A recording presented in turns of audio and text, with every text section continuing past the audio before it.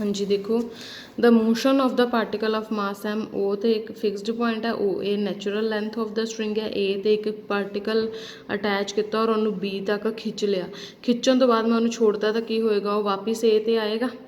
ठीक है, so let particle of mass M be attached to other end of a string A, let particle B stretched along the line O A to B तक stretch किया, where A B की length कितनी है A, and let it go, उस तो बाद उन्होंने छोड़ता। Due to tension in the string the particle move towards O, वापस किधर जाएगा ओ वाल, let P be the position of the particle at any time and A P is the X. Now by Hooke's law of tension, by Hooke's law tension किंदे proportional होंगी है, extension by the original length, extension कितनी आई X divided by length कितनी है L.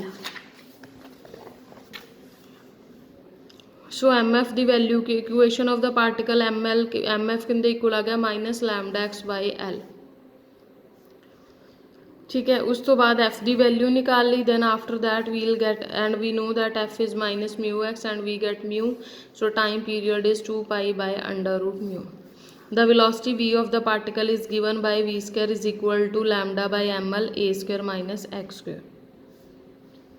उनके लिए फिर वही फार्मूला जो असी ऑलरेडी किए हुए हैं, वही वाले फार्मूलाज यूज़ करने हैं। नैक्सट है motion of a particle attached to a vertical elastic string. देखो पिछले वाले दे विच सी हॉरिजोंटली इलास्टिक स्ट्रिंग, इनदे च है vertical elastic string. Motion of a particle mass M attached to a vertical elastic string is simple harmonic with time period 2 pi under root M L by lambda. देखो, consider a particle of mass M attached to the lower end of the vertical string O A B the natural length and upper end is keeped fixed. Fixed मतलब किसी vehicle नाल बनता या किसी point ते tie करता, वो चीज़ है बनना। उस तो बाद की किया, स्ट्रिंग ते एक मास जिहड़ा एम वेट का वो अटैच किया। नैचुरली जदों आप जिहड़ी है एक रबड़ वाला धागा है, उनदे ते मैं एक मास अटैच करूँगी तो नीचे नूं आ जाऊगा, आ उनकी एक्सटेंशन आ गई। ठीक है, so the weight M G of particle acting downwards, और डाउनवर्ड जा रहा है तो एम की जगह एम जी लवांगे weight. Hence tension in the string is upward, weight करके धागा नीचे नूं जाऊगा, खिंचाव ऊपर नूं जाएगा, ऑलवेज ऑपोजिट। ठीक है, ए बी जो है L1 कंसीडर की है, that is the extension in the string. So by Hooke's law value fill करती एंड आफ्टर दैट तुहाडे कोल टेंशन दी और उस तो बाद जो force acting downward M G minus T dash है वो वैल्यू आ जाएगी। हुण असीं देखते हैं नाल दे साम। देखो, two light strings are fasten to a particle of mass M and their other ends to fixed point so that strings are taut. Two light strings are fastened to a particle of mass m and other ends to the fixed point so that strings are taut. मतलब दो string है, दोनों एक मास M ते attached होए है और दोनों जड़े एंड बाकी दोनों सिरे जड़े आ उनके वो फिक्सड किते है।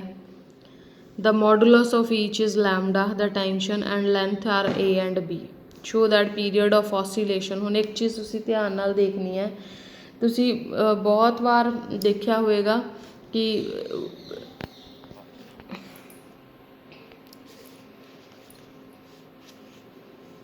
अगर आ एक स्ट्रिंग आ एक इलास्टिक स्ट्रिंग है, देखो मैं इन्हूं इत्थे अटैच्ड करता, दो फिक्सड पॉइंट ते अटैच्ड करता, और अगर इहदे हुण मैं मिडल दे विच इत्थे कोई एम मास दा वेट अटैच करदी हाँ और उस तो बाद ये दोनों फिक्सड है, उस तो बाद इन्हां नूं जदों मैं खिंचूंगी तो ऑसीलेशन होनी शुरू हो जाती है।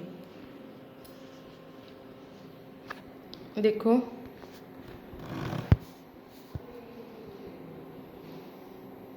आ देखो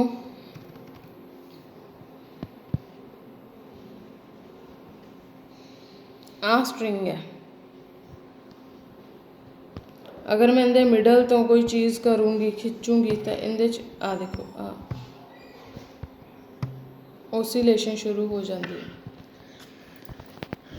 ठीक है, so O A is equal to A, O B is equal to B given है L1 L2 नैचुरल लेंथ सी स्ट्रिंग की एक्सटेंडड जी है ए और बी इतने लिखे ना so that string are taut मतलब पूरी तरह खिंचे गए by Hooke's law we have tension this